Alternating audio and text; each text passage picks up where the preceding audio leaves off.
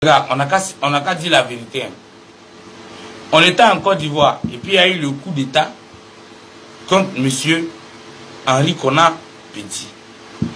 Gbagbo Laurent, votre Gbagbo là, il était au Gabon et puis il a dit que le coup d'État est salutaire, c'est l'avancement de la démocratie. Cherchez dans les archives. Comment lui, M. Laurent Gbagbo?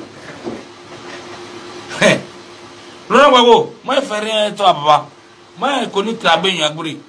Ça tu peux raconter ça aux enfants qui viennent de naître là. Sinon nous les Coréens on connaît l'histoire. Monsieur Laurent Gbagbo, sachant que il aurait un coup d'état en Côte d'Ivoire, qui allait faire tomber Henri Konan Bédié, il est parti se cacher au Gabon comme s'il fait un voyage. En ce temps il était opposant, il n'avait rien même. Gbagbo savait. Gbagbo a planifié le coup d'état avec les Blancs. C'est comme ça on les appelle nous tous. C'est pas la France, mais c'est les multinationaux.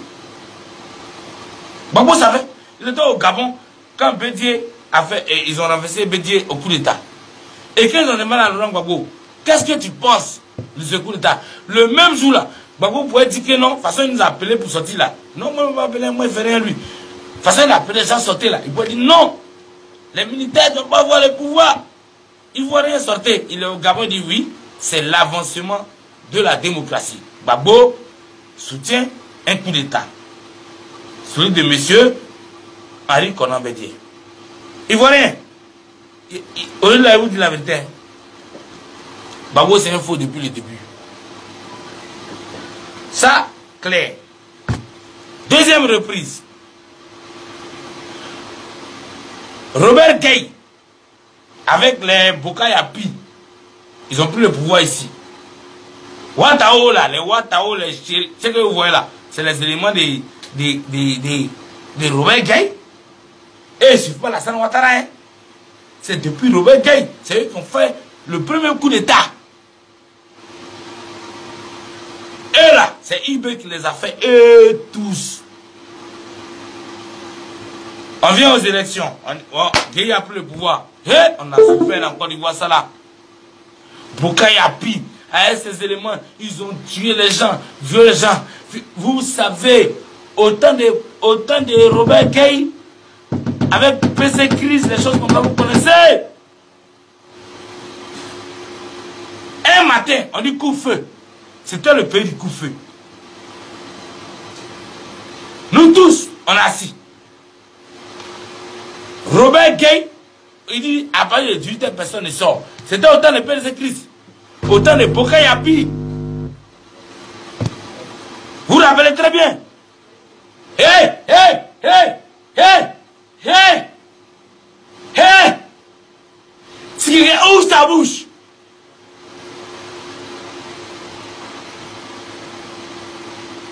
Robert Gueye, avec ses gars sont arrêtés à la télé. Ils ont dit que M.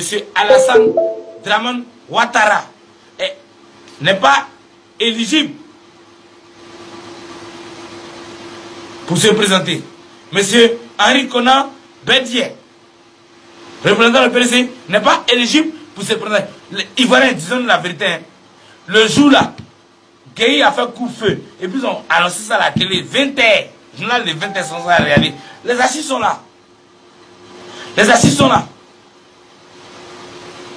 Ils ont éliminé Ouattara injustement. Henri Konan Bédié injustement. Tous les partis politiques injustement. Mais il a dit ce jour-là que le seul candidat qui est éligible, c'est M. Laurent Gbagbo. Parce que Robert Gueye ne pouvait pas aller sur les élections. S'il va sur les élections deviennent crédibles, l'ONU prend le pouvoir et la communauté internationale s'installe. Et Laurent Gbagbo, qui va dire que lui va aux élections, Laurent Gbagbo, tu es un faux le vieux. Ta mère qu'on le vieux. Le vieux, c'est toi qui nous as mis dans le problème dans le pays là. C'est toi, c'est tu t'es levé, tu dis, il faut boire, n'est pas bon. Gbagbo, tu es méchant. Gbagbo, si Gbagbo disait le jour là, que bon, comme tu as éliminé les autres, je ne me présente pas. L'armée prend le pouvoir, et puis bon, selon la constitution, les choses. Mais Gbagbo a trahi tout le monde. C'est pour ça qu'il appelle le boulanger. On dit Ouattara éliminé. RDR. RDR, ils sont waouh. Moi, j'ai mes frères Doula là. Hein. On dit PDCI. PDCI, ils sont waouh. Moi, j'ai mes frères Baoulé là. Hein. On ne se plaît pas. Babo, il a dit ce jour-là, non. Moi aussi, je ne me prends pas. Si Babo ne se présentait pas, Gueye était obligé de remettre le pouvoir à l'armée et l'armée organisait des élections. Mais Babo le traite. Babo le boulanger. Babo le chien. Babo l'imbécile. Il dit non, eux ils sont éliminés, c'est normal. Je rappelle, je reviens derrière. Babo avait trouvé le coup d'état de Henri Konan Bédié. Bon, il a dit que c'est l'avancement de la démocratie dans un pays où on fait coup d'état. Babo a trouvé que c'est l'avancement de la démocratie. Quand Gueye a éliminé le RDR et le PDCI, Babo seul, s'il savait qu'il ne se présentait pas, on était obligé de donner la main au pouvoir. Lui, il s'est présenté. Mais, j'y viens à les élections. Élections. On était là, on attendait. Babo s'est levé. Il dit que oui, lui il a gagné. Que Gueye veut tricher. Cette histoire de Laurent Gbagbo, autant de. Avec Robert Gueye là, ça s'est répété autant de M. Dramane Ouattara. On n'a pas encore prononcé les résultats.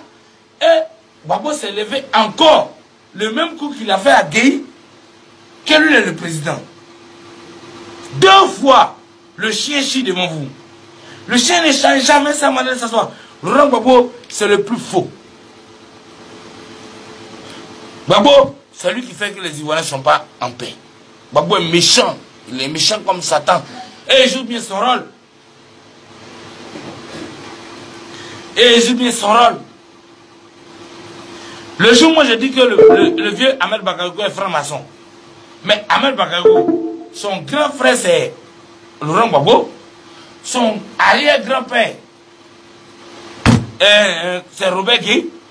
Le jour là quand j'ai commencé, j'ai dit que Robert Gueye, que Laurent Gbagbo, non, Robert Gueye d'abord, pas Robert Gueye est plus vieux père que Laurent Gbagbo qui n'a pas de diplôme. J'ai dit que Robert Gueye est franc-maçon. Laurent Gbagbo est franc-maçon, c'est ça. Et Ahmed Ouattara, Ahmed Bakayoko est franc-maçon. Mais comme vous n'aimez pas la vérité, parce que 90% des Ivoiriens font médicaments, ils font fétiche, ils adorent un mal. Vous avez laissé Robert Gueye. Gueye est franc-maçon. Laurent Gbagbo est franc-maçon. C'est devant vous. Ouattara a dit qu'on n'a pas cassé les monuments, que dans les monuments on a trouvé des tissus avec des seins humains. Est-ce qu'on n'a pas vu ça?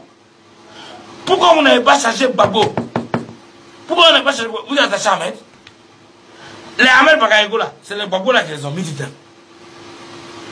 Laurent Gbagbo est un franc-maçon. Du moment où spirituellement il n'est pas sur la carte, vous avez quel espoir?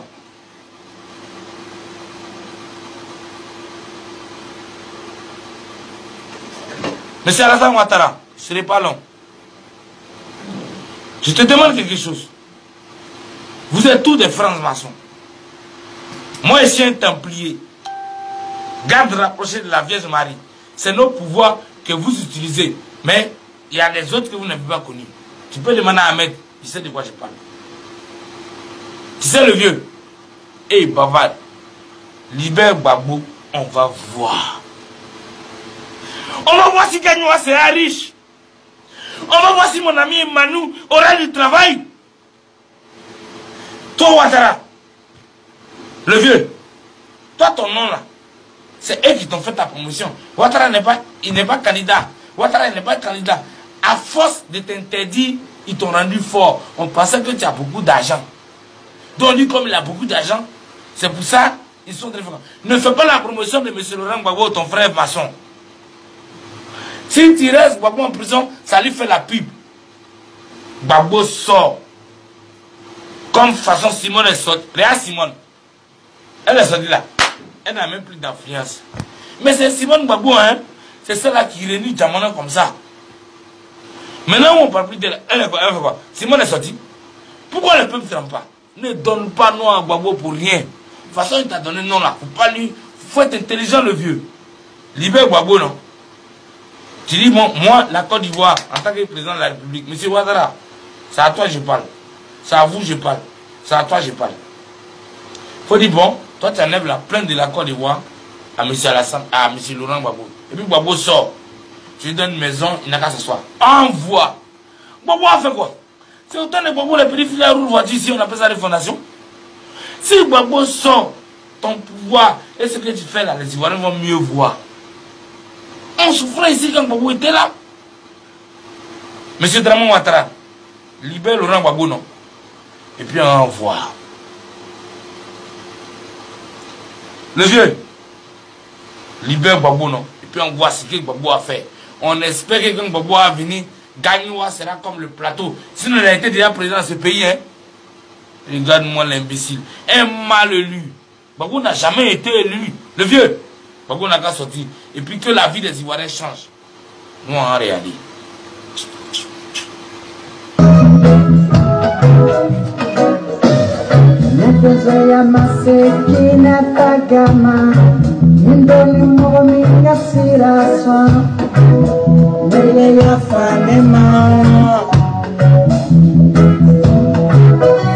Le vieux, Soro Guillaume, faut dire à Ouattara le vieux, n'a qu'à libérer Gbagbo. Et puis on voit Nelson Mandela. Voilà un faux. Tout le monde dit Nelson Mandela. Nelson Mandela, sa mère, il n'a qu'à mourir encore dans son cercueil. Nelson Mandela est parti en prison pourquoi? Pour dire que non, ceux qui ont le business en Afrique du Sud, ça doit revenir aux Noirs et les Blancs doivent avoir la petite partie. C'est pour ça qu'il est parti en prison. Ils ont mis Nelson Mandela en prison 20 ans. Il dit qu'il veut libérer la société. Mais quand le combat de Nelson Mandela, c'était quoi? C'était que les entreprises, 80% reviennent aux Noirs et 15% aux Blancs. Il est sorti de prison après 20 ans. La reine d'Angleterre l'a invité pour manger. Quand il est revenu, il n'a plus jamais parlé de ça. Nelson Mandela est parti en prison parce qu'il voulait que en Afrique du Sud, les grosses sociétés reviennent aux Noirs et la petite pourcentage aux Blancs.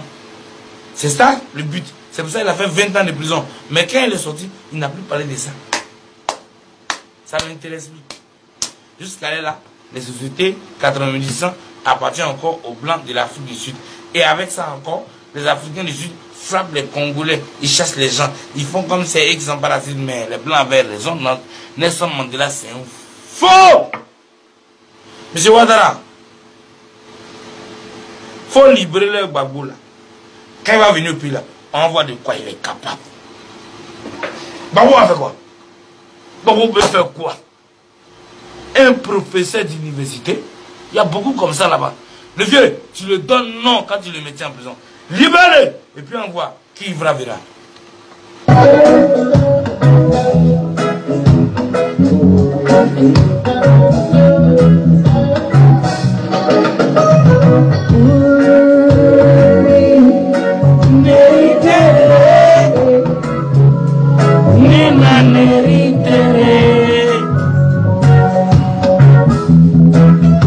Le vieux, il t'a jamais demandé une vidéo pour ça. Il a laissé l'histoire de la Côte d'Ivoire. Sinon, c'est le Laurent Gbagbo qui ont fait le Chanel de Yopougon. Le jour où Gbagbo a prêté serment ici, pendant qu'il s'attirait dans la Côte d'Ivoire, le lendemain, le RDR a dit que non, Gbagbo, toi, tu sais que les élections ne sont pas crédibles. On nous a éliminés. Il faut réorganiser. Ils ne voulaient pas organiser. Les enfants de pauvres sont sortis. Les enfants de c'est là. Le Chanel de Yopougon, c'est la BAE qui a fait ça. C'était devant moi, moi-même j'étais dedans. Si vous cherchez qui ont fait le Chanel de Yopougon, c'est la BAE. Vous avez tué les frères Djoula, vous les avez tués comme ça. Gbagbo est mauvais et Gbagbo est franc-maçon. La guerre en Côte d'Ivoire, ça a commencé réellement dans la violence quand il y a eu le Chanel de Yopougon. Mais qui a fait le Chanel de Yopougon? C'est la BAE. Quand Laurent Gbagbo prêtait serment pour dire que le président s'est tiré encore, et c'est à ce même instant qu'il y a eu le Chanel de Yopougon. C'est la BAE qui a tué les jeunes de Port-Boué 2. C'était devant moi. Je faisais partie des manifestants. Gbagbo était président, voilà Gagnoua. Vous dites allons à Gagnoua, allons à Gagnoua. On est là, on dormi où? Hein? Toi, tu n'as même pas maison à Abidjan, à Gagnoua, j'avais. Regardez chez les Akans là. Rentre à Bondougou, rentre à Bengourou, rentre à Bouaké, rentre à Msogro. Vous les bêtez, vous n'avez rien. Vous êtes tous à Abidjan, allons à Gagnoua. On est à Gagnoua, on dormi où? On va manger quoi? Le vieux, faut libérer Gbagbo, non? Et puis on va voir. Si ce, ciao à tous.